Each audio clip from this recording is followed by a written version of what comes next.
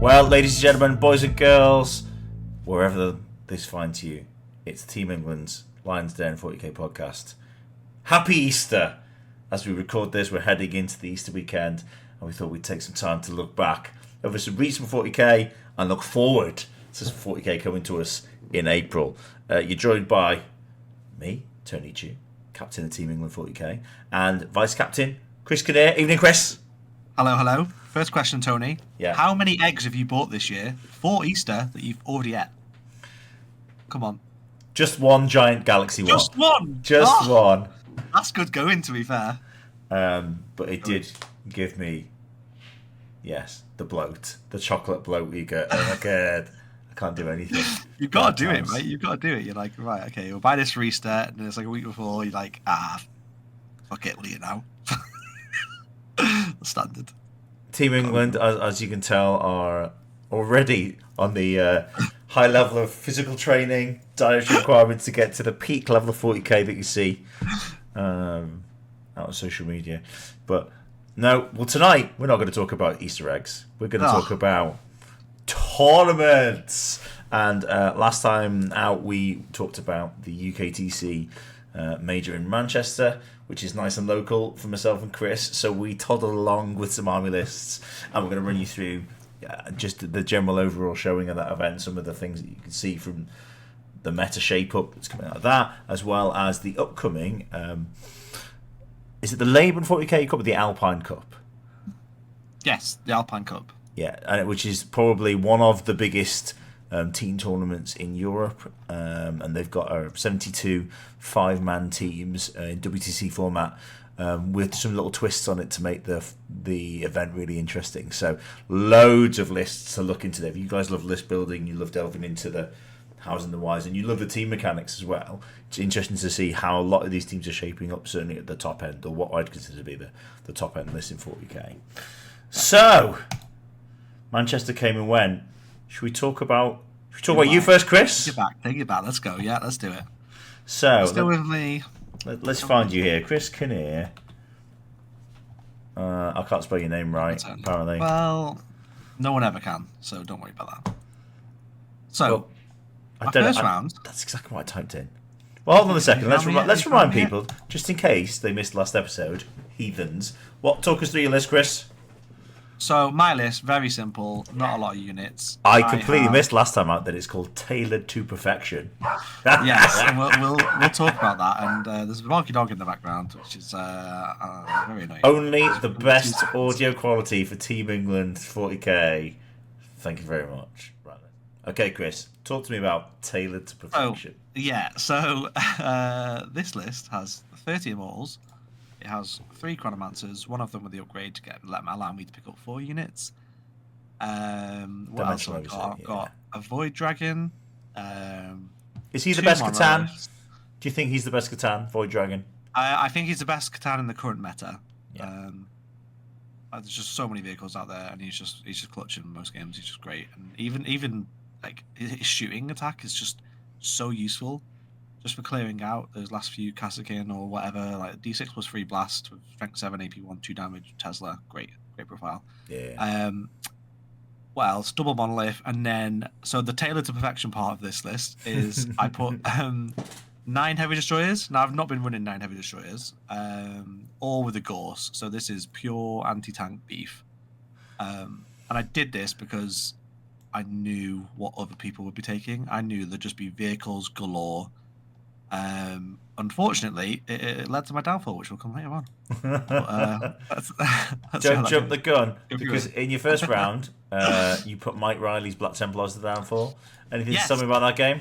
So first of all, I wasn't paired into Mike. I was paired into a guy called Tim Smith, who had a notable takedown later on in the tournament, which we'll come to at that point. And Tim at that point was running 2 Storm Ravens, triple Redemptor. And I'm like, cool, I've got anti-tank. It gets blasted. Easy. It should get tabled in like 3 turns. Great. But that didn't happen. I turned up to the table. Tim's not there. We wait the 10, 15 minutes. Doesn't turn up. So we get told to come to the front desk and get repaired. I get repaired into a lovely guy called Mike Riley. It's a lot of bodies. And I'm like, cool, I've got all the anti-tank, what's he got? And I saw the first things I saw, he had 2 Lancers. I'm like, oh, cool, he's playing Iron Storm as well. This is great. There's loads of tanks I can kill. Oh, no, he's running Black Templar, like, Horde.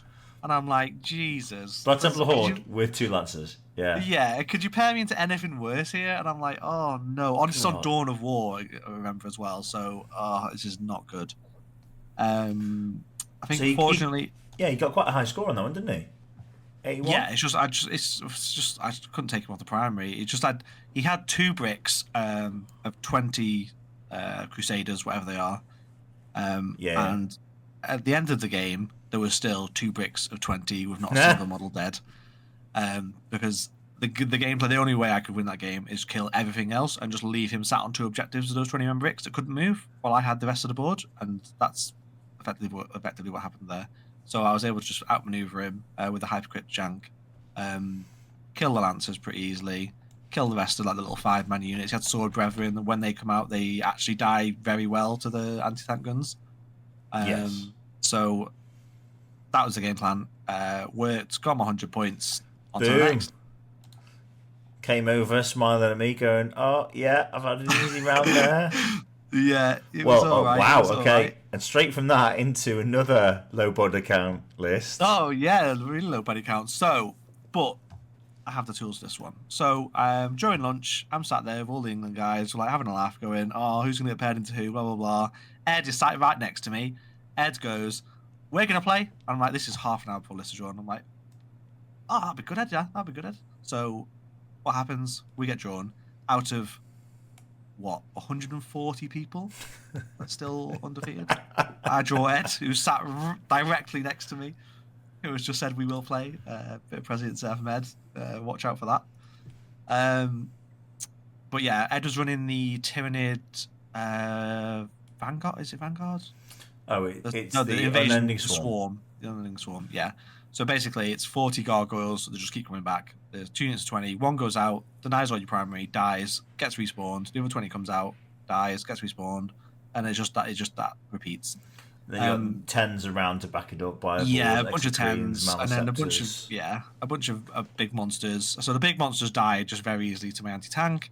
The big advantage I have that most lists don't into that is so the 30 immortals just win this game outright. And that's because the trick with the Vanguard, with the gargoyles, is they move out, shoot stuff off the objective, and then move on to it. And I'm like, cool. He has very little that can kill immortals in the army. With -1 to hit, 3 up save, 2/5 is bad. And then when I'm killing his gargoyles on the objectives, so say there's 20 gargoyles on the objective, I kill them, and then I can shoot and move to cover the objective. So we can't just shoot and move onto it to deny it, which is just to most armies. Yeah. So that's the big advantage of having that. I have the output to kill 20 gargoyles, no problem, and then I can move afterwards to completely block the objective. The other thing they can do is they can do the strat to tag you, aren't they? So you shoot with something, they move up D6, they tag something, you go, oh, you're not shooting now. That's a nuisance. But yeah, I think that's just a complete mismatch of lists there. So I ended up with a pretty decent win there. But Ed played that like as best he could. He did a really good show of himself. So 98-65, 2 points down so far. Pretty good so far on day one. Yeah, we're feeling good. We're feeling good. What did you roll into next? I have no memory of what you rolled into game 3. Game 3. You went into Custodes, Rory Andrew. Rory Andrew. So this was probably my best mission with my list. So this is Hold More, Kill More. What I forget what it's exactly called, but you get points for killing. Rory's led with a lovely line, and in a sunless realm, the sun rose at last. Why can't you write some poetry? That's a bit of lore. I'll do that for the next one. I'll remember that. So Rory was running the exact wrong Custodes list to play into me, because Rory had 2 Cladius Grav tanks. Oh, he's only got 1 block award. I'd have loved to have played that one. Yeah, so it's 3 bricks, is it? Yeah, so there's a Warden brick, a Custodian brick, and a Venatari brick. There's a small unit of Custodes. Yeah, there's 2 units. There's a 4-man, a 5-man, 2 Cladius, Wardens, and... How did you find the Venatari? They feel very expensive for 400 points. Yeah, so they've got a trick, right? That they get to rapid ingress for 0 CP. Yeah, but so that went like turn 1. Rory didn't get a kill. Rory went first as well, which is it's absolutely the wrong situation to be in. So didn't get a kill turn 1. My turn 1, I killed one of the Cladius Grav Tanks because I could just move the monoliths around and he has no screens. Yeah. So that got me kill more. Turn 2, he went for a charge with some wardens and didn't kill my 10 immortals because the -1 to hit just Messed it up. and Yeah. he literally left like 3 of my immortal squads on like two dudes left. Kyria Draxus absolutely caused havoc into one squad. I was like, what is this? Oh yeah, she is. I was going to say, did you find her a pain? Because when I played against Gustos, I knew she was good, but that shooting is oppressive. It is horrific. I was like, what the hell is going on here? She killed like 7 or 8 immortals, and I was like, I cannot withstand that. So next turn, I lined up 2 monoliths and 9 heavy destroyers to shoot her unit. But she hadn't made herself low knock then, is that what you're telling me? No, but I'm teleporting, so it's very difficult. So Draxus, if anybody doesn't know, she can attach to any battle line Imperium unit, so she's great in Custodes. Particularly when you can put her in the normal squads that can fire twice. Yes, they can fire twice. Yeah, so she gets to fire that's twice. What happened. Yeah, and with full wound rerolls. Yeah, full wound rerolls with a great ignores line of sight shooting gun, and you're like, oh look, it's another broken way to make ignores line of sight shooting good. Yay, Games Workshop! Yay! Pretty strong. So yeah, she's a menace. Rory's response to me lining up my entire army to shoot this Kyria Draxus unit dead was to rapid ingress Trajan and the Venatari right in front of my entire army and go, cool, if you whiff here, I'm going to charge everything into all your stuff. And it's going to be bad time. Unfortunately for Rory, that's not what happened, and I picked up basically his entire army that turn. Oh no. Did you overkill Draxus' unit and then go, oh look, there's Trajan? Well, no, because Trajan came in, and I was like, okay, reprioritize, Trajan's unit has to die. So I lined up the 9 heavy destroyers onto that one, and it was the best shoot they ever did. It was like 9 shots, 9 hits, 9 wounds, 6 failed save, just killed like an entire unit. I was like, oh, that was easy. That was the best they did the entire tournament. After that, they were just off downhill. Then the monoliths picked up. Then I focused Kyria Draxus squad, so I killed that squad plus Kyria Draxus. So basically, just had the Venatari plus Trajan left on his own, and on his own he's not very scary. So I was like, yeah, cool. I love that Kyria Draxus gets the full title every time, whereas Trajan Valoris is like Trajan, but she's like Lord Inquisitor Kyria Draxus. It's just the impact she's made on me, Tony. I'm like, I'm gonna have to put that in. You're buying that model now, aren't you, son? I know. Yeah, I can see it now. I might do. So that was that game. So that was a good win for me. Another 100 points, 159. So off you toddle. Go home on that Saturday night. Chuffed with yourself, thinking who are you getting in the morning? Who's your round 4 tough? Now, I think round 4 is the toughest one. Potentially, because they've had that evening to look at your list, look it over, chat to their mates about it, have a little check of the mission. Who'd you get? I got J.C. Brun on Dark Angels. This is I've seen it quite a lot, and I'm really unsure of where it's come from. This is Dark Angels, Redemptors, and Storm Ravens. I'm like, I get it, but it's just worse version of the other Iron Storm with all the halls. I'm like, just take that instead. It's way better. So he's got Azrael, Phobos Libby. I know he likes his Phobos Libby in a unit of. They were annoying. Yeah, they were really annoying for me because I just couldn't get in his backfield at all. He had 2 units of infiltrators. Marine, Assault Incessors, Lancer Inceptors. Yeah. So tell me that game because it was a pretty conclusive win, right? Yeah, I'm never losing this game, just because of the way I've teched. I whiffed super hard on like my first turn. Like the only thing that I killed was a Redemptor and the Dark Shroud, and this is with 2 monoliths, a Void Dragon, and 9 heavy destroyers. Yeah. That was literally the only damage. I did no damage to anything else, and that was with all my immortals shooting as well. I brought all my immortals out because they were actually good into the Dark Shroud because they were on 5s with 4 rerolls because he was on an objective. So yeah, they were quite good. So. 88-56, pretty good at that point, buddy. Yeah, it was all right. Doing well, and then we go into round 5. Round 5 is the fated loss, 95-72 into David Gaylord's Astra Militare. So, this is annoying. So, it's search and destroy, corner deployment, and you go second versus guard, and it's not good. And it's not the damage that guard can do; it's their staging, the positions they can get into. And what happened in this game is both Cascan units are able to move into both of the side ruins, and then they're pretty much untouchable. I can't see them. I can't teleport to get anywhere near them. The combination of the positioning of the ruins, it's just made it impossible to reposition the monoliths anywhere useful. And this is where the tailoring was my downfall. I basically lost all my heavy destroyers in 2 turns, and what I'd been doing before then is running a slightly different variation without the heavy destroyers. Yeah. And it's much better into guard, because you get Zeraz in there, and he's just he is so good. He's one of my favourite Necron characters anyway. I'm so glad this edition they've made him actually useful. As soon as you put him in, you just don't die. If you don't get spotted by the Sentinels, then you're not losing 10 immortals to the artillery, so that you're just chilling.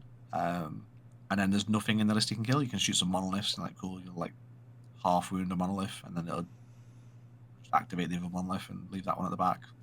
Somebody do a lot. But yeah, I made a big mistake. I thought I had more CP than I did, and I'd left my backfield. And by that, I was going to use a 2 CP strat to bring teleport immortals back to my backfield objective, because I had I had defend stronghold, and I needed to hold the primary, obviously. But there were immortals that were going to get shot that I could teleport back. But then, pretty early on in the turn, I realized, I've messed this up, but I wasn't going to ask to take it back. So Dave did the right thing, killed the monolith, killed the immortal squad that was chained onto my back objective, and just lost me 8 points. Plus, I had to keep defend stronghold, and it was just game over at that point, because I scored 0 primary. I'd gone 10 and then 0. It's because if that turns okay, I can then push out to try and keep denying Dave's primary. But it was a pretty rough spot anyway, because I was just not killing enough. Just a few unfortunate situations where the Cascan just survived in melee with 6 or 7 immortals plus a monolith. Well, that is part of the strength. I mean, that guard list, we'll talk about that a bit later. It's so good. It is really good, and it's just because those units are annoying, and they've got a good save, and they've got great mechanics for feeling pain and ignoring damage and coming back from the dead. I mean, it's got all the things to be annoying, and it's got the almost depressing level of damage from the indirect that's so reliable. Yeah, the indirect it's just turn 1. It's oppressive. Oppressive is probably a better word. It's just too much shooting that is hitting on 2s with rerolls. It doesn't need to be that. After nerfing everything so well, to leave a faction with such a good indirect option. I know we've talked about it before. You can go on the internet and find lots of argument. People going, "Oh, but guard don't win lots," and you're like, "Yeah, because you need to know how to play the other elements really effectively." But the way most top level guard players is they're on a razor edge of picking the right amount of support units to go with their army, and the right amount of artillery. Because you could run 12 artillery pieces but have nothing to play the points-based mission, and you kill loads of stuff but you lose. Whereas if you take too much mission play, you don't have the damage behind it, because some of your stuff is quite squishy, some of your stuff is slow. It does require a bit of finesse to pilot. I will be honest. Yeah, and props to Dave here. Dave made no sort of big mistakes. I did, so that's why he won. Simple as that. Did really well. Well, congratulations to him. He moved on to hit the top 4. That's the end of my run. That's the end of your run. Well, let's take it all the way back then to round 1, because I was crazily running Aeldari. I was running my Aeldari list of lols, which was I don't like D cannons, and so only counter pick assassination. 7 characters. The amount of people who are surprised that you would take 2 all top 8 leapers is genuinely interesting.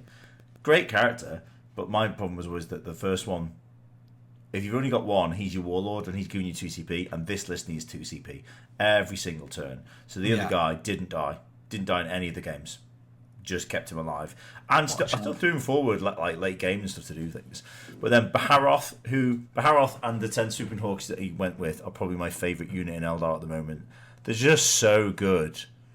Highlights for them included beating up Celestine's unit. Yeah, mate, they're great. They move right. They have the potential to move 40 inches with 11 OC. They've got 44. Is this Kraken Gene Stealers? What's going on? Yeah, they've got 44 lethal assault strength 4 shots that hit on 2s that can be given rerolls. Like, I played against Sister Battle Player, and that game was the highlight for that unit because first turn they took a Rhino down to 2 wounds. 2 just went, have some shots. And later game they charged Celestine and her unit of 10 Seraphim after they'd shot them and beat him up. I mean, sustained hits on his sword as well. I think he's great. And you can always play him as a lone op, kind of jump up, he's not a lone op, but jump up, jump down, pain in the backside. Jester was also really good for Fate's Messenger. He was clutch in some games. I think the Skyrunner with the runes is really big. Read the runes that you reroll Fate dice, and because you can't. Now there's only 6 Fate dice. You can't really throw them away or chuck them around as freely, and you need them to be better. So the ability to turn 2 3s, 1 2s and 3s into 4 5 6s is big, I think. Classic Fugan, we love him. Solitaire, he did solitaire things. Chris, I'll let you off. I said last time that it's gonna rip you if I didn't do well with him. He was actually clutch in this list. Absolutely. The things I'd probably drop the Fire Dragons, I reserved them in every single game, and they came on and did naff all. They're handy, but they're an anti-tank unit, and I know when I say that, people go, "Oh, yeah, but they're good into like medium infantry." I'm like, I can kill medium infantry. I don't need 10 dudes with melter guns. It's the range. The range is the killer. People can screen them so easily. Yep. They're just naff. The 5 Rangers were probably MVP. They did some crazy shenanigans in games. And Skyweavers were really good. One unit of bikes on UKTC is easy to hide. More, I think, would have a struggle with. And then 10-5-5 Hawks, 10-5-5 Spiders was enjoyable. So Jamie was... so the thing I always do with these things, I go on the UKTC events on round 1 and I see who I'm playing. And Jamie's done quite recently. Jamie has been playing Custodes. That was his 11th event in a row in 11 weekends. So he has started playing 40k. He's been coached by Innes Wilson of Team Scotland. And he knows this Custodes list really well. And he'd done well. I think he come top 3 at another UKTC major. And I was like, Custodes are a bad matchup for my list because I don't really like lots of 2+ saves. I thought you were going to lose this game, but I didn't directly tell you that. You did. You basically went, this is going to be hard. Lots of emojis. And I'm like, yeah, thanks, mate. So for me, Jamie coming into that one, and he was telling me all this stuff, and I'm like, well, you should know how to beat me then, because you should have talked to some people. They should have talked to you about my list. And I think I won this one 95-93. And it was purely on, I think, if he had... Now he's played it once, I don't think he'd let me win again. So he went double blade champion Trajan, he went double custodian guard prosecutors just to hold backfield, and then the 2 Alaris, they were annoying. The 2 warden, triple warden, sorry, is the killer for me, because I probably need 1,000 points of my army because of the types of guns and the nature of the damage that I bring to kill a brick, and even then it can swing. And the rest. So in Dawn of War, pitch battle deployment always be for me. But Dawn of War, we're across from each other. I'm like, great. It's 3 objectives in the middle that I have to just try and hold. I got to go first, and I didn't want to go first. I was like, yeah, this is great. I drew Assassinate and kill somebody first turn. So I was like, right, I'm binning off Assassinate. And I got behind enemy lines, so I threw some scouts out first turn just to be annoying. Do you know what I mean? It was kind of a slow start, but there were some luck bits. So like I was playing Draxus as well. His Draxus failed her lone op roll first turn, and he brought her out to shoot the solitaire on the middle objective. Didn't kill him, and I was like, right, here's Death Jester. Here's a 6 from Fate's Messenger. Here's another 6 from a Fate Dice. You're dead. Thank you. That's pretty lucky, because what is... Only needs like 2 wounds to go through, right? All damage 2 guns on her, right? I think. Oh yeah, but I've got a 3+ invuln. Yeah, she's dev wounds, got full wound reveal, so. On solitaire. He was unlucky. He rolled poor shots, and I rolled boss saves. I was like, yeah, great. But the one wound solitaire died next turn, but did a stupid mission thing. It was basically all game. I had to pull the Eldar movement jank on him, and the turn I did kill, I only killed 1 unit of wardens. At the end of the game, there was Trajan, one of the blade champions, and 2 units of wardens alive, and 1 unit of Alaris, and everything else had killed. But they were just kind of on the 2 central objectives. It was exactly like your game against the Black Templars. I had to go, right, I'll play around you. And it was doing things like 5 Hawks come out of reserve and move 14 and take your home objective and score capture. Stuff like that all the way through where, like, again, I think if he's played it and he's watched me screen him, I had to do all sorts. It was like Fire Dragons coming out of reserve and fire and fading to block stuff, throwing out Hawks to screen, wrapping a unit in Warp Spiders just to stop them moving. It was very much like just trying to stop him scoring. And so, really good game, actually. And we spent about 10 minutes on the last turn trying to see if he could just get himself over the line to get over to the win or to the. He thought he had a draw at one point, which wouldn't have been terrible, actually, into that list. But I snuck the win. Very happy. Cracking game. Squeaky bum time. And I played Jamie, and he'd listened to the podcast the night before, and the parents had done. So he was like, oh, yeah, great. Can't wait to see how this goes. I've just seen the score of the second game, you horrible man. What are you talking about? Round 2. We move on. James. Right. So James met me, and it was a beautiful Ultramarines army that was playing as Dark Angels. We won't judge him too harshly for that. And he warned me that he was a bit hungover. I was like, mate, that's fine. Nice chill game is cool. And then I just did Space Marine things to him. You went to town. That's what you did. Yeah, it was. Well, it was funny things like in this one. I think he could have blued angles. I've seen that. Lol. He could have been more aggressive. So he put Azrael with a big block of guys at the back of the board just to generate CP. Lieutenant went with the Hellblasters. I was like, interesting. And then the Assault Intercessors had Azzy. Gladiator Reapers were just trolling around the board. 1 in reserve, 1 on the table. Inceptors in reserve. Infiltrators infiltrated. Predators on the table. But I think he should have just tried to engage me quicker, but was a bit too fearful of some of my damage dealers. And it let me do things like the bikes just came out and fire and faded and went, cool, 2 tanks nearly dead. Metal guns finish them off. Did that 2 turns in a row. The Hellblasters, when they came in an angle where they couldn't really see anything. And he'd shot a unit of 5 Warp Spiders down to 2, which then moved up and charged a tank, which blocked an entire flank for like 2 turns in that deployment. And I was like, it's just, not great for him. So that wasn't very good. At the end of the game, James was lovely. I had a great game against him. He was just like, I don't think I've ever scored that low in a game before you get your tournament. I'm like, sorry, James. Good game, though. For me. Round 3. Round 3. At this point, I'm pretty happy. And I'm playing Simon's Drakari. So, Manny said he'd play Simon. He's like, Simon's lovely. You're going to have a great game. And I'm like, okay, cool. So, rocked up. Simon's list is interested. I think he had the ability to hurt me. He had a triple Archon, Lilith, 10 warriors that split between Raider and Venom, 10 witches in a big blob with Lilith, and then double Raider, triple Venom, Kronos just a bat score and do something with pain tokens, the 3 little Incubi units, the Mandrakes for mission play, a Ravager and triple Scourges. And I'm like, 2 Talos. It looked like loads of stuff. And he got to go first.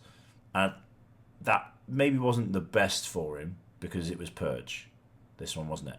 And it was... because he got to go first, I just got to go, right. So you've killed nothing, I killed 2. You killed 1, I've killed 3. And the movement shenanigans, So turn 1, he puts some mandrakes out. I move Baharoth's unit out. We just agree that the mandrakes just are going to disappear in a ball of goo, and I put some rangers on another objective.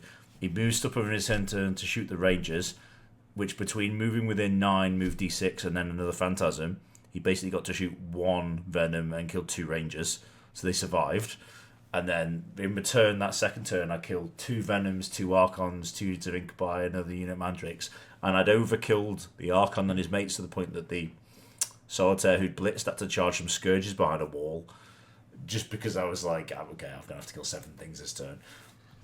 And it was one of those ones though where I was like, when I did that push turn, I was like, am I pushing too much? And afterwards he was like, no, if you don't do that with the Dark Eldar, they very much go, they're going to stage, and if you don't kill me on my staging turn, I'm going to just ruin you.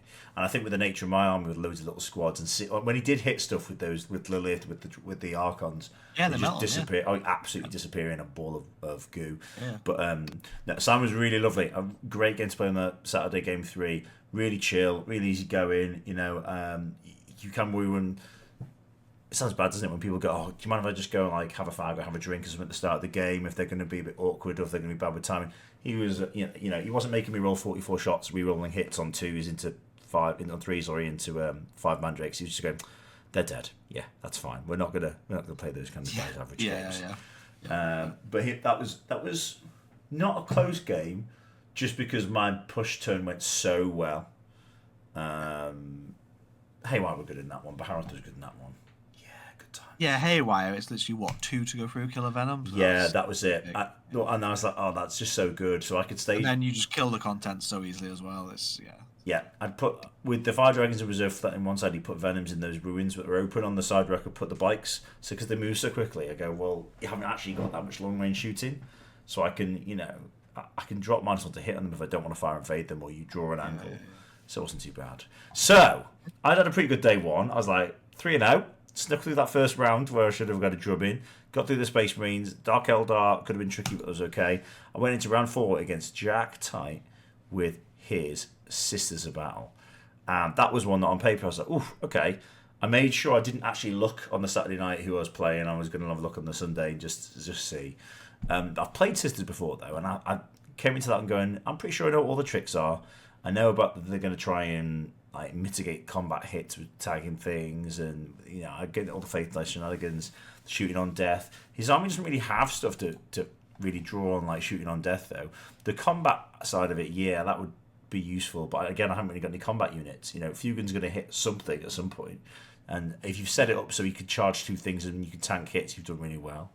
But it was a missionary just running around being annoying. Morwen Val, Paladin, Combat Paladin, 6 Celestine, Battle Sister Squad, Double Immolator Rhino, and then 30 Flagellants, Triple Castigator, Crusaders, Paragons, Seraphim, and Novitiates. And I think the story of this one, me and Jack talked about it post-game. He had really bad cards first 2 turns. Like, he drew on a turn 1 where nothing was in range, he's got them in direct, he got 2 kill secondaries, and he had to bin them. Then the second turn he had like Assassinate when there was no characters anywhere near him and something else. Third turn when he'd committed Celestine in, I'd already tagged and ravaged a unit, he got Capture, and that was a unit that if he'd held it back a turn maybe could have got the Capture. It's like, just it didn't quite work for him in any of the turns that he was pushing. And my dice were average or above for most of those phases, and I just scored. So it was one of those ones that never really felt too close because everything I tried just paid off. If anything, I think the things that are annoying for me in this, like the Saint Celestine and the big old unit Paragon suits, I think he did maybe just did the same routine that I've seen all the Sisters Battle players do. What do you think Sisters Battle players do, Chris, with Paragon suits and Val? They reserve them in Rapid English. There we go. So against my list, which is so quick, going second, he was always like, there's no good place to drop him. There isn't going to be like, they can shoot that 1 unit of Hawks or those 2 Rangers that are left from the squad. So I just pushed his reserves back. Like Val came on turn 3 in his deployment zone on his back objective. And you say you just scored your secondaries, but that's list designer, right? Your list scores secondaries. My list is designed that Crazy. I can put a unit anywhere on the board to score anything. So it worked really well. This was one of those missions where it did. And again, stuff like I burned the Solitaire turn 2 along with a unit of fire spiders for a unit of arcoflagellants that were on foot. After I'd shot that rhino to 2 wounds, they got out in case it popped, and then they could have these straps on them. And I was like, yeah, great, let's go for it, because that's a trade I'll make all day. Even if I'd left 1 or 2 alive, I can deal with 1 or 2. They're not going to come in and ruin a unit. Whereas 10 arcoflagellants. Yeah, it's having 10 arcoflags that have charged and then sat on your objective, and you're like, oh, I might kill them, but I might not, and you're like, oh. But as there's a few left, it's a lot easier to do it. And if anything, it's not Jack didn't make any mistakes, I don't think, apart from maybe being more aggressive with Celestine and the war suits. That was the thing we talked about. He said he hadn't played this type of Eldar list before. I don't think many people are running this type of Eldar list, so he probably won't need to play it again. But if he is, put everything on the board and just play the game. So when you play lists that want to jump around you and block you off, don't give them a reason to block you off. Just give a load of army units that can charge you and threaten you. But it was just things like I could throw 5 spiders out from loads of from outside of any sort of threat range. 5 spiders or 5 hawks could go and block a ruin and or all the units in a ruin, and he can't just be in the open on the other side of these ruins. So I just kept going, well, I'll move up and I'll stop you moving forward. I'll stop you getting within 24 of any of my objectives that I'm holding, or just be able to push him back and control that flow. The castigators, again, you could maybe play them more aggressively when I've only got melter guns, and just drive them around the board a bit more. -1 AP on some of their guns hurts, but I know the battle cannon ignores cover, so. If they're tactical vehicles, you have no vehicles, so yeah, it's just they're just wasted points. Really. So that one was great. I was really pleased with that one. I thought, yeah, nice solid 90. Going to get somebody who's going to absolutely ruin me. Game 5, and I managed to find Chris Taylor's Necrons. And on paper, I was like, ugh, this is going to be difficult. So we had the Nightbringer, the Technomancer, with Staff of Light, Silent King, great, and a Transcendent Catan. And then Scarab Swarms, Wraiths, Death Marks, Double Doomsday Arc, Locust Destroyer, just as like little chaff ones. And then a big unit of 3 with Mythic Exterminators, they're really good into infantry, and the Heavy Destroyers. And I got to go first in this one, and it was interesting. I think a bit like, I've said this maybe 3 times now, if this player was more aggressive into me, they would have won. And he still scored really well because Hypercrypt do, but I felt like some of his big units didn't trade well. So he lost the Catan for holding an objective. The Wraith unit, to be fair, he pushed the Wraith unit out reasonable distance, but I sacrificed the Solitaire to snipe out the character. So then that Wraith unit is just easy to kill for my army. That's good when that comes off as well. When that Solitaire goes in, because that, yeah, it's so good. It was still dicey, but like, because you win on 5s, but it pays off. It's really good. Yeah, that did. I had to throw a fake dice and I'd reroll hits, and I got 5 wounds through, which is really good. Oh yeah. So I got the 12 hits, 5 wounds with a fake dice reroll. So it wasn't too bad. Had to slow roll that one. But Silent King was annoying with his non-like shooting. But again, it was like he put him behind a ruin because he didn't want to get haywired, and like the haywire unit was a massive threat to him. I think he should have just gone all in and gone, you've got 1 haywire unit. You're gonna kill one thing. Yeah, like even the Doomsday Arcs, I think he should be shoving those at you because they have 20 shots each in rapid fire. That's exactly what I said. And what happened was he didn't, and he tried to play it slow. And so things like Baharos unit came out and killed Transcendent Catan in the shooting phase with some Water Spider help. The Silent King, when he committed, was blocked in the corner because I'd screened everything, or things were in ruins. So like every single ruin he couldn't get near. The big 10-man Spider unit was just far and fading. So it was moving up to a wall and phantasming inside the wall an inch because they're on small bases. So he could never engage them. The Mythics, when he did finally bring them out, he didn't teleport them in. They just walked, and they had to trade for like a Fugan and 5 spiders. It was one of those ones where, again, I think he's got all the tools to beat me. And we talked about this after the game. I think he's just more aggressive and pushes at me. I think he smashes me. And I think that is another way of... I say this a lot. I do like to play 40k like this. I like to bring a list that is the faction you know, but in a different way, in a different flavour, so that you don't quite know how to play it, and that gives me that little bit of an advantage in the game. So somehow, when Big Zach came over and went, "Oh, Tony, could you take your stuff to table 1, please?" I was like, "Oh no, I'm in so much trouble." I told the wife I'd be home early, but she didn't have long to wait because I got to play your round 5 opponent, Dave Gaylord, 93-68 with his guard. And if I say the other matchups had the tools to beat me and just been more aggressive, God don't you have to be aggressive to beat me, because it's just because he went first. And I was like, great. Really fun interactive game, this one, eh, Tony? Yeah, and he killed. I mean, I had to reserve as much as humanly possible, and he played it fine. He just pushed up with his units he could push up with, and went, cool. You don't quite kill things efficiently. If you do kill it, I'll bring it back.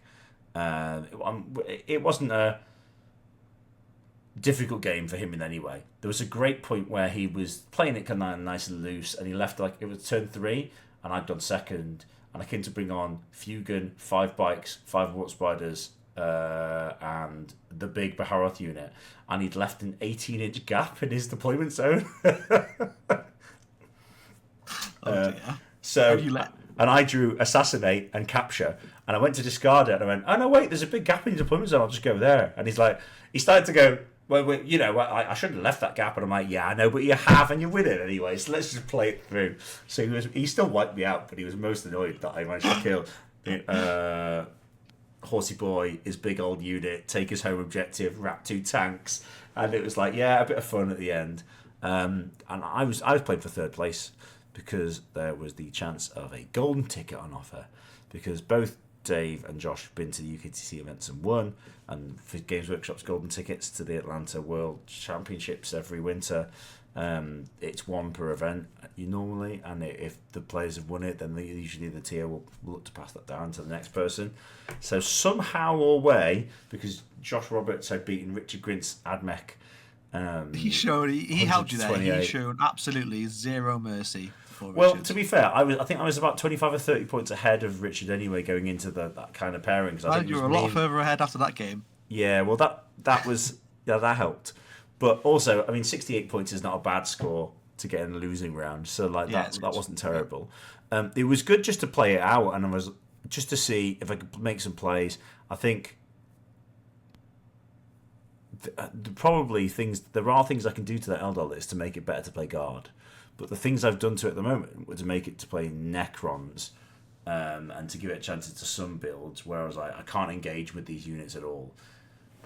I still think it's not quite there, and I think probably, gallingly, I have to put some D-cannons back in the list.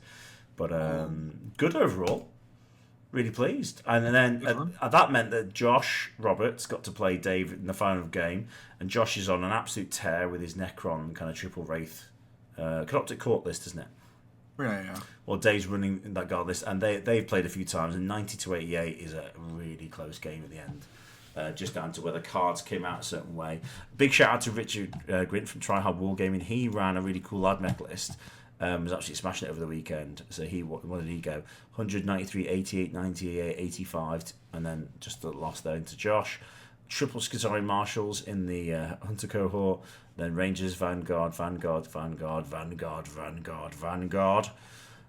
Triple Dune Rider, little unit with actual priests, and then all the sterilizers and Skystalkers you could want with triple raiders. I mean, it's a very expensive army to buy. It's probably going to cost you like £1,000 of Admech, but it's just loads and loads of chaff. It's loads and loads of stuff to be loaned off. It's loads and loads of shots that if you don't expect it, it can really catch you out. It's got re-rolls if you're in certain places, or if you're not within range of another unit, or if you're on an objective. It is really good and really clever, and I think it definitely builds on the fact that most people haven't read the Admech book more than giving it a cursory glance. Yeah. It'll caught a lot of people out. Completely, and there's that is one of those books that there's too many things for people to just go, oh yeah, it does this, and these are the 2 things to watch out for. There's so many abilities in that book that I think people don't underestimate. I might roll mine out, Chris. I do have a big chunk of Admech. There you go. Admech chunk. One of the event yet, Tony. Come on. Eldar, focus. Oh, well, but Eldar are underpowered now, right? Eldar are just the poor man's game. Well, that was a great event anyway, so I was really pleased with that. Had a great time. All my opponents were wonderful. I think you had a great time as well. I know you disappointed to lose to Dave, really but good. there's no shame in that one. And congratulations to Josh for taking another one down, the UKTC Major. Now, the other half of our podcast is we're going to talk about the upcoming Alpine Cup. So if you guys have not checked this out yet, I was saying to Chris before we recorded tonight that maybe we need to get some sponsor from Tourney Keeper because we are giving them a shout out every episode. But that's because Tourney Keeper is a big website for army lists, especially in the team format and the WTC format in Europe. And they've got this big event happening April 6th and 7th. It's a 72 team, 5-man tournament. And we are sending a team. Team England are going to be attending. Sadly, not myself. But where are we on here? This is just England Lions. There we go. So Alex Harrison, Manny Chima, Nassim Fashane, Nathan Roberts, and Josh Roberts is our 5-man that we're sending over this time round. And we've got a pretty interesting mix. We've got Alex on Space Marines, Manny on an MSU Eldar list, Nassim's running guard, Nathan running what's become a popular kind of Grey Knights build, and then Josh Roberts running the Necrons, as you might expect. So probably 5 very experienced England players, previous players. All of them have played for the squad in last year or in previous years, all running factions that we can consider top of the meta. And we thought tonight we'd maybe pull out some of the lists to have a look at in terms of team format, team balance, maybe, is that way to put it? Yeah. I mean, who they're going to play against? They've been grudged first round, haven't they? Yeah, they have. So there's some, I'm not sure the name of the guy, but it's an Austrian team, Werfel? Called Wiffle? Wifflebar. There you go. So they have challenged the team, and hold on, let me just see if I can find. Is it Wifflebar? I'm not sure if it is Wifflebar. They've got an orc list in there. I'm sure it's not them. Maybe it's not them. They're called Werfel something. Well, there's Werfel Commandos 1, Bodega Battalion. Werfel Commando 2, Electric. I don't know. Electric which Blue one it is. And Werfel Net. They have Necrons, Votan, Grey Knights, Sisters, and Blood Angels. Oh, hold on a second. I can tell you this. Team pairings. Oh, they haven't got it on there yet. All right, fine. Well, they've been grudged first round, and I think maybe we'll just run through the list. You haven't got the list or names of players, have you? I don't have the names of players. Only the lists. Okay. Is one of the list Necrons? Yeah, they have Necrons, Votan, Grey Knights. Necrons, Votan, got it. Grey Knights, yeah, okay. So it's Werfel Commandos 1, Bodega Battalion. So they've gone for Technomancer. So I would say this is very much like Josh's list, isn't it? It's the 18 raids, it's the Triple Doomstalker. They've gone for Technomancers, and they've got some Catan where Josh hasn't. What does he have in place of them? He has those additional Acanthrites, doesn't he? He has the Acanthrites and all the Immortals, right? I think. Yeah, indeed. So they haven't got that. Okay. That'd be an interesting list to see how that does. They've got Votan. Now, some teams are running Votan, not many. They're in a reasonable spot, actually. You still get quite a lot of bodies. I do like that they've gone for the maximum number of... Oh, no, they've only got 3 units of Berserks. Oh, I thought they had the full 30 Berserks. No, you don't take 10 mans of those. You take 5s. 5s are fine. They'll kill what they want. I'd take 10. There's a list I'd seen recently that had loads of 30 Berserks to split them into the Sagittars. I always thought that was interesting. I thought it was potential play. No? Can you split them? I thought you could. I thought it was anything that goes in the Sagittar splits. No, I don't think you can. I think it's only halfkin. I thought it was the Sagittar that split it. Oh, maybe I'm wrong then. Maybe that's why the list isn't as good as I thought. And then 663 on the old Hernkin Pioneers. That's not bad. Big old blobber Hearthguard card. That's a bit interesting. Then we've got Daniel. What's he running? Okay. Now, this is one of the lists that we're starting to see after recent developments in various types of 40k event. So, multiple Dread Knights after the recent points changes. This list has still got Grandmaster Dread Knight, 2 Dread Knights, and Drago with some Terminators and Paladins. So still some reasonable Terminator bricks. But if I skip over in a minute to, after we do this last list here, which is the Blood Angels list, that we're also starting to see loads and loads of fast hitting assault units, which in Blood Angels hit really hard.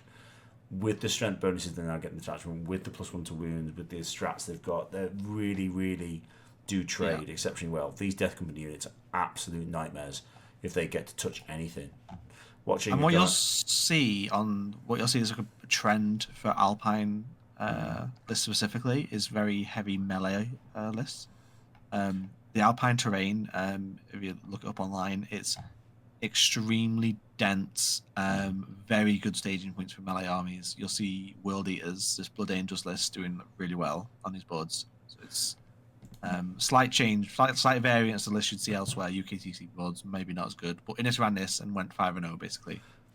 Manchester. So I've skipped over to Poland and I'm just looking. They've got Sisters Battle, which I think is just great, strong put forward. There's nothing that really comes in 20-0 Sisters Battle in the meta. So they're going to be on WTC terrain, on the board that they want, going up first, especially these extra heavy boards at Alpine they really pick. Skark's running his version of his guard, which is, he's got, double Basilisk, 2 units of 6 Bulgrin, 2 Kazakin, and then double Manticore. So very similar to what Dave Gaylor was running actually for the recent event. So reliable stuff. Then the other thing for them was hopefully they find their Grey Knights. They've got a World Eaters list because World Eaters stage amazingly. No WTC terrain, they're okay. This terrain, really good. Yeah, so triple Blood Librarian, 2 Nemesis Grandmasters, 2 Strike Squads, triple Dread Knight, and then Canis Rex. That is the kind of archetype of Grey Knights you're starting to see now, where you go in.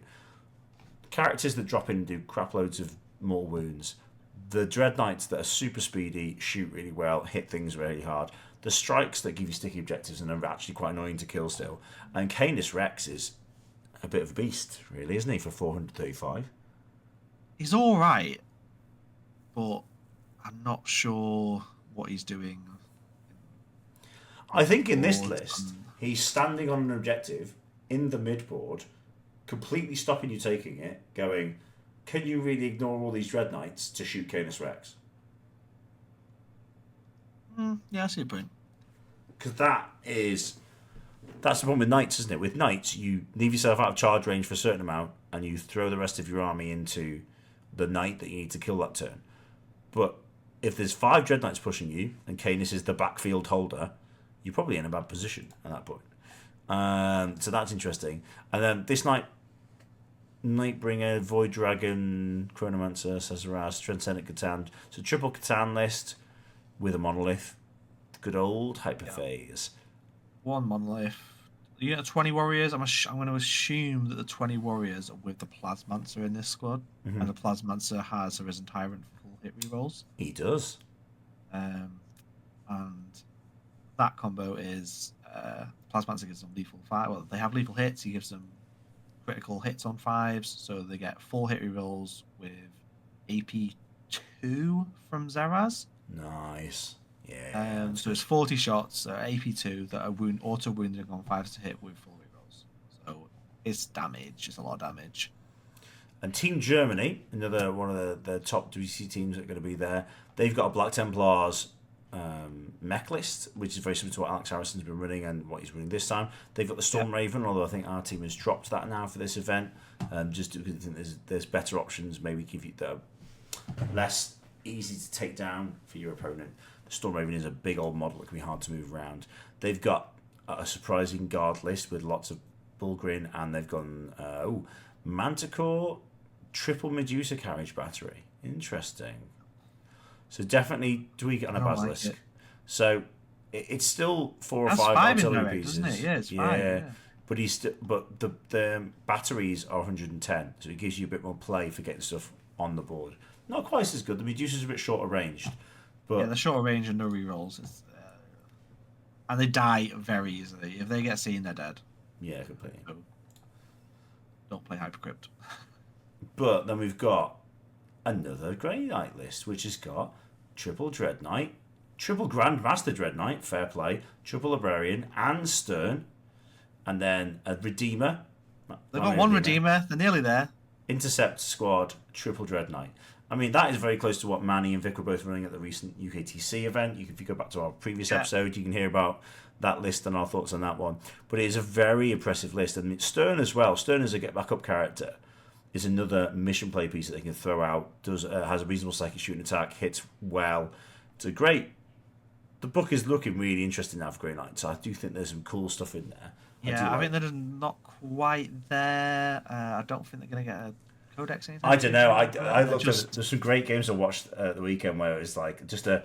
Like I watched some of the Vix and Manny's games where there was just a sea of silver or gold, like Grey Knights just holding the middle line against opponent's army. It is a cool army to run.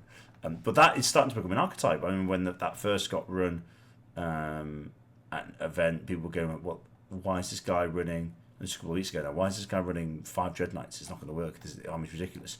And now it's worked once. Good players are going, "Oh no, yeah, it really does work. I can see how." AP2 ignore cover, flat 3 damage. It can just pop off. Grisha's running one of the... It probably does make a top 8, but I would say it's a more conventional Death Guard list. He's got the double play bars for Crawl, apologies. Double Brigands, double Nurgling, Death Shroud, Cultists, triple Rhino, Death Guard. So that is a put forward, be annoying, it's got tools for every opponent kind of list, because in a team of 5, you've got 2 put forwards, essentially, and then a refused list. Yeah. So one player puts down, picks his opponents, next player puts down, whatever refuses plays each other. Yeah, it's an interesting old set. And then we've finally got another Silent King. Silent King, when I played him, he gives up so many secondaries because his Minears count as, obviously, vehicles, but his characters will bring it down. So Assassinate is a really easy secondary that's otherwise wouldn't be opened. And I suppose you can play to hide the Silent King. But in this list, with 4 units of 5 Immortals, 2 units of Flayed Ones, a Locust Destroyer, triple Monolith and 2 Blades. I mean, he's coming out. He's not sitting back and just going, the Monoliths can do all the work, right? Right? Yeah, I think so. He's made a really annoying list choice. I'm just not happy with. As a Necron player, I look at this and I go, cool, so you have the Silent King and triple Monolith. So you want to pick all 4 of those up every turn, right? But you can with that handy enhancement, Chris. Oh, the one that he's not taken? So what is he taking instead? So the potential here is he has a unit of 3 Tomb Blades, which is 75 points, and his list is 1995, so he has 80 points. And what can you get for 80 points that would be really useful for this list? Oh, a Hexmark Destroyer that is a lone op with a 10-point enhancement that lets you pick up all 4 of the units every turn, and it can hold your backfield because nothing else in your army wants to hold your backfield. And that feels like, and I'm like, that feels like so a obvious. real, yeah. Well, oh god, it kills me, and I'm like, it'd be okay. It's a good list. There's a few people running this, and it's very skewed. I don't like it because it is too skewed, and you know how much I hate dice. So if I have to roll 3 monoliths as my damage, in the dice hobby game that we talk about regularly, yeah, I'm getting 3 monoliths hurled across the gaming hall after they whiff. So yeah, not my kind of list, but I still love it. But yeah, just that one tweak, I'd like it a lot more. So it'll be interesting to see how it does, because it's not done so well at the Pyra Cup. No. So yeah, we'll see. And then finally, there is a super team stud check of Innes Wilson, Pumba, and Typhus of Poland, Anthony Vanella, and Brian Seep of Team America. Innes is running his Blood Angels list, so similar to what we talked about previously. He's got the big Death Company blobs. He's got loads and loads of combat stuff. He's got a couple of lancers in there for a bit of shooting, because marine tanks are pretty efficient. You've got Pumba, who is running the Plague Marine list, so he's just running a board control Plague Marine list. He's got a Soul Grinder in there, which I haven't actually seen anybody use, and a couple of Feated Bloat Drones. Have seen them, they're really good for board control. But that's a weird one. Typhus is running his sisters. What you say, go on? I was writing some Death Guard lists a while back with triple Plague Burst Caller, triple Soul Grinder. What does a Soul Grinder give you then? Go on, tell me. It has indirect has a D6 plus 2. It's like D6 plus 2 randomly. Okay. It's like strength 8. It's basically like the same profile as the Plague Burst Caller indirect. But if you can spam it, obviously, and you can get stuff like -1 toughness, -1 save, it stacks up. And I was like, is that maybe a list? But then you look at a Soul Grinder model and you're like, I can't move this anywhere. So I don't know Yeah, it's why not you the take a base. soul It's grinder. sticky. Maybe you think he's got to play for it. I don't know. It's good tank shock. That's all it's got. It's good tank shock. I think it's got a strength 14 weapon.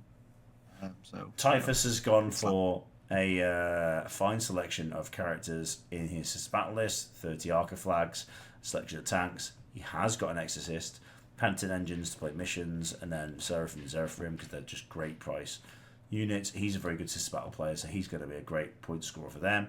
Anthony Vanilla is steering on a tear with his World Eaters, making them work when everybody else says they're terrible. I mean, he's been playing them now since the Codex dropped non-stop, every tournament, every event, World Eaters. So he knows what he's doing with those.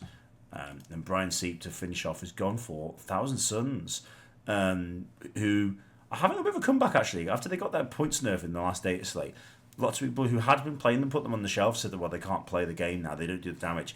And maybe there was that point where they did have that issue, but the things that they were losing to have also been hit. So they're coming back out again, and their range of damage and the tricks and the toolkit you have are so good. I'm really interested to see how Brian does with that list. So, look, that's great. That is a snapshot Yep. of 72 teams. I mean, we are not going to spend another hour going through these. No. But by all means, go and check them out. Go and check out the England list. I think, like I said, I mean, as an Eldar main player at the moment, one that I'm interested in, Manny's one.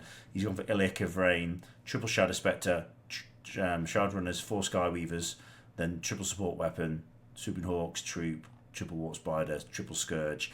It's just loads and loads of move and shoot and loads of Haywire, because he's gone for Scourges with Haywires. He's gone for the Haywire bikes. He's got the G cannons. It's a really interesting list in terms of, has he got enough damage profiles now to cover everything? He might have, especially on these heavy boards. So that's going to be a really interesting one. I think the other one that I probably like the most in that set of lists is probably Nathan's, which has got 2 Tech Marines, 2 Dread Knight Grandmasters, and he's got the triple Land Raider Redeemer. Not like one, as some pretenders to the throne are taken. If you're going to spam it, just spam it. Just take them out. But he's also got triple Dread Knight and Calidus and an Inquisitor, and you go, you might have some anti-tank, but can you get through 5 Dread Knights with a full percent run and 3 Land Raiders with cover and or AOC and the Bloodhood Tech Marines? And we said this in the last episode, that they're the old Tech Marines who have unlimited heals, +1 to hit. If you kill a tank near them, they go mental. I mean, they're 60-point characters. They're amazing. So that list is really cool. I hope Nathan does really well with that one. And at that, I think we're going to draw it to a close there. Back in a couple of weeks, because we'll be talking about the aftermath of this event. We'll be looking forward to the Team England going to the Home Nations event in Ireland. We've also got an England practice next weekend, coming up in middle weekend in April. So we're going to be talking a bit about how that went, some of the lists we saw maybe at that event and how it went. Not long now, Tony. That's it. A few weeks, and well, we've probably got one more episode, and then after that we'll be announcing the team. So I hope that by the end of April, start of May, we'll be bringing you what will be episode 12 of the Lion's Den, and we'll be talking about playing the Team England 40k for 2024, which is really exciting. I think that's probably the thing we look forward most to each year. This year probably comes with the hardest side of the job. We've got the most players who ever applied for the team this year, and with that comes the most good players who could play for the team this year, and we won't pick everybody, and you've got to tell some people that they haven't been successful. Some veterans, some new players, and I don't think it really matters what stage they are. Everybody's disappointed if they don't get picked, and that's one of the joys of being captain. You get to have all the fun conversations with people. Give people the bad news, but also give people the good news. So, I think if people don't get picked, I think you just got to remember that it's not the end. And on that uplifting note, this is the end. This is the end. It is over for you. Oh, amazing. Right, well, we'll be back in a couple of weeks to hopefully review some more positive results and hopefully to talk about England Lions winning a big event and possibly even talking to some players from the team. In the meantime, though, have a lovely Easter. Love to speak to you all. Love to speak to you, Chris. And we will catch you all soon. Bye-bye.